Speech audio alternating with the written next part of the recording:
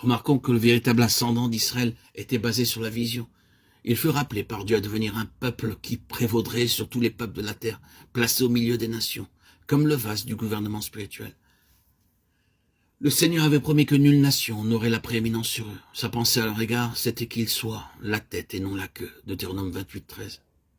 Mais cela n'arriverait pas, bon gré mal gré, sans tenir compte de leurs conditions ni de leur position.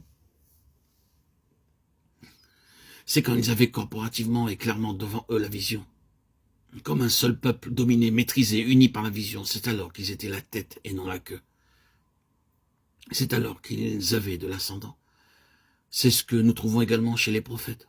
Pourquoi les prophètes? Nous faisons allusion plus particulièrement aux derniers prophètes. Parce qu'Israël avait perdu sa position, les Assyriens, les Babyloniens et les autres nations avaient désormais plus d'ascendant sur eux parce qu'ils avaient perdu leur vision. C'est dans les petits prophètes, comme nous les appelons, que cette question est débattue. Mon peuple est détruit parce qu'il lui manque la connaissance. Osée 4.6. C'est une note sur laquelle tous les prophètes s'accordent. Pourquoi un tel état de choses? Pourquoi Israël a été opprimé par les nations? La réponse en est la perte de la vision. Le prophète a donc été levé pour les ramener sur le terrain de la vision. Le prophète a cette vision. Il est l'œil du peuple. Il les appelle à revenir à Dieu, leur faisant voir de nouveau pourquoi il les a pris du milieu des nations. La vision est nécessaire pour chaque enfant de Dieu. Il est nécessaire et important de mettre l'accent sur la vision. Cela peut sembler ne pas vous concerner, vous pouvez vous demander où tout cela peut bien conduire. Vous vous dites peut-être, oh, mais bien, qu'est-ce donc que la vision? Que m'importe la vision? Ce n'est pas encore le moment d'en parler, nous le verrons un peu plus tard. Nous pouvons dire dans un premier temps que c'est une nécessité aujourd'hui, et un besoin absolu pour l'Église, pour vous comme pour moi.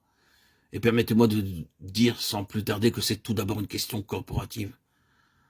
Ça veut dire que ce doit être une chose qui soit dans un peuple, même si ce peuple n'est qu'un petit reste, une petite compagnie parmi tout le peuple de Dieu. Et quoique par excellence et dans sa finalité la vision soit une chose corporative, elle doit aussi être individuelle. Vous et moi, individuellement, nous devons pouvoir affirmer « j'ai vu, je sais ce que Dieu désire ». Si nous était demandé pourquoi l'Église est aujourd'hui dans une si large mesure impuissante, défaite, et ce qui pourrait avoir un impact céleste dans l'Église, pourrions-nous le dire?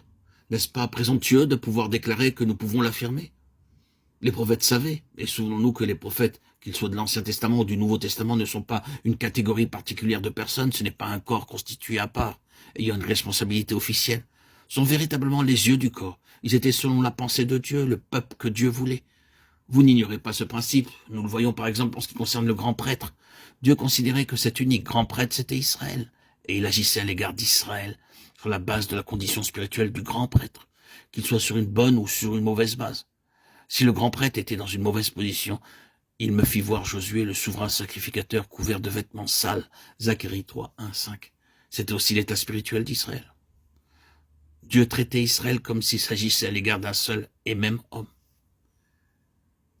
Il en est de même du prophète. C'est la raison pour laquelle le prophète est si étroitement lié à la vie et à la condition du peuple.